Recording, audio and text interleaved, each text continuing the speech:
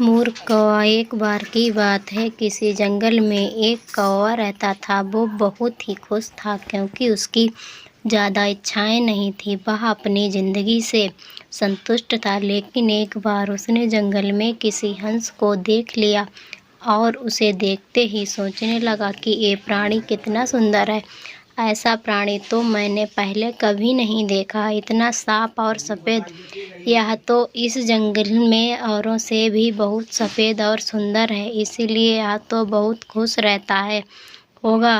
कौवा हंस के पास गया और पूछा, भाई तुम इतने सुंदर हो, इसीलिए तुम बहुत खुश होगे। इस पर हंस ने जवाब दिया, हाँ, मैं पहले बहुत खुश रहता था, जब तक मैंने तोते को नहीं देखा। उसे देखने के बाद से लगता है कि तोता धरती का सबसे सुंदर प्राणी है। हम दोनों के शरीर का तो एक ही रंग है, लेकिन तोते के शरीर पर दो दो रंग हैं।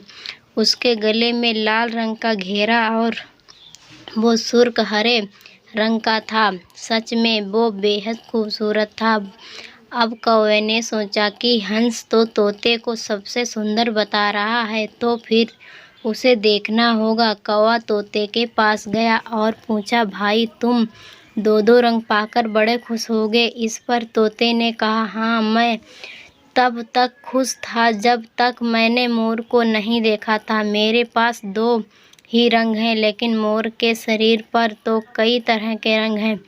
अब कौवे ने सोचा, सबसे ज़्यादा खुश कौन है, यह तो मैं पता करके ही रहूँगा। इसीलिए अब मोर से मिलना ही पड़ेगा। कौवे ने मोर को जंगल में ढूंढा, लेकिन पूरे जंगल में उसे एक ही मोर नहीं मिला और मोर को ढूंढते ढूंढते वह चिड़ियाघर में पहुंच गया तो देखा, मोर को देखने बहुत से लोग आए हुए हैं और उसके आसपास अच्छी खासी भीड़ है।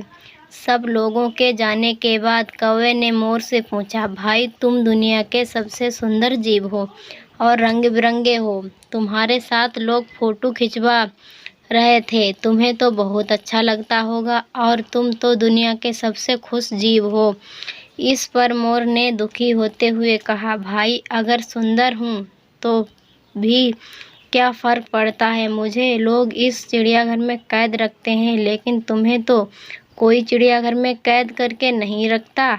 तुम जहाँ चाहो अपनी मर्जी से घूम फिर सकते हो, इसीलिए दुनिया के सबसे संतुष्ट और खुश जीव तो तुम्हें होना चाहिए, क्योंकि तुम आज़ाद रहते हो। कौवा हैरान रह गया क्योंकि उसके जीवन की अहमियत कोई दूसरा बता गया। दोस्तों, ऐसा ही हम लोग भी करते हैं।